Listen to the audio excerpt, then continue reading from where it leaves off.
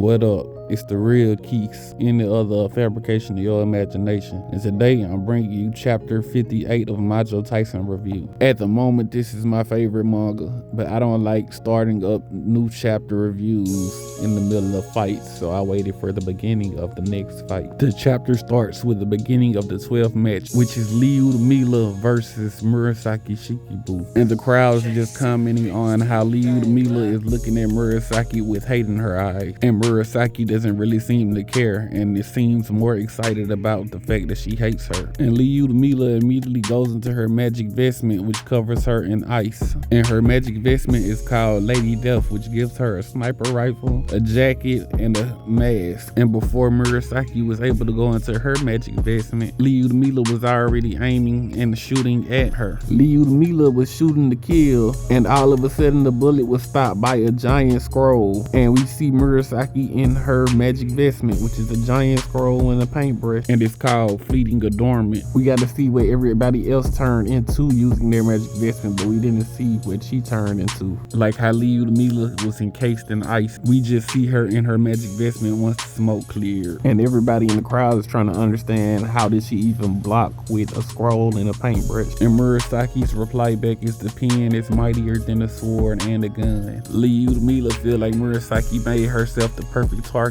from how flashy and colorful her vestment is. Then we immediately get to see Liu Mila's magic, which is called sniping magic, sniping space, and it covers the arena in a black haze, and then they disappear. The whole crowd looks astonished, asking where did they go. Even the demons that are watching are confused on what happened, thinking it's a double elimination. But the demon queen Agrit slipped some eyes into the haze, and she sees exactly what's going on, and she shows on a big screen where they went. Basically, they went to a whole nother world. It looks like Liu Mila's magic creates another world, and it looks like a post-apocalyptic urban area, a space created by Liu Mila's magic. And Kiss Kill explains to everyone how her magic transfers anyone caught in the black haze into her own world, where she has the advantage because you're not supposed to know where you're being sniped from. In their original arena, there was nowhere to hide, but now she is able to snipe from anywhere. And in that world, she secured the perfect position for a sniper. And Liu Mila is looking around for Murasaki, ready to snipe her. But Murasaki comes right out, and she's behind her.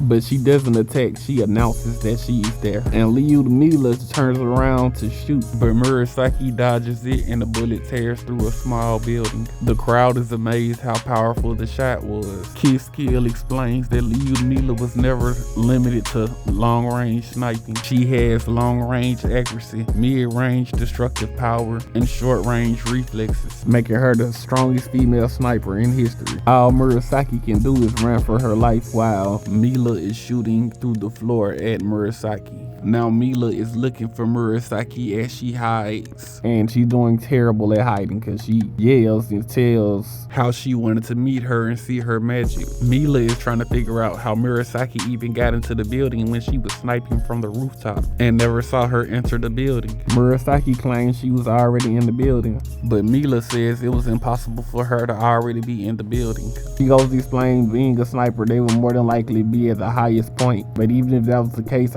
several of the buildings were the same height, so how would she know that she was on top of that specific building? She goes on to say that Murasaki shouldn't know anything about sniping, and Murasaki even agrees that she knows nothing about sniping. Her reply back was that she knows about Mila herself. Seems like before they even started the fight, Murasaki went to read about Mila, and she became what she calls her Ushi, I'm guessing a fan. And she claims because of that, she knew what she was planning and how she thinks. Mila shoots again, blowing a pillar away, but Murasaki took no damage, and it looks like she blocked it with her giant scroll. Murasaki basically says she's done playing defense and goes on the offense, running at Mila, telling her brush to extend. Her brush gets bigger, hitting Mila in the face, breaking part of her mask. It seems like her paintbrush is similar to Sun Wukong's staff. And now we can see Mila's face, and Murasaki saying she wants to know more about her,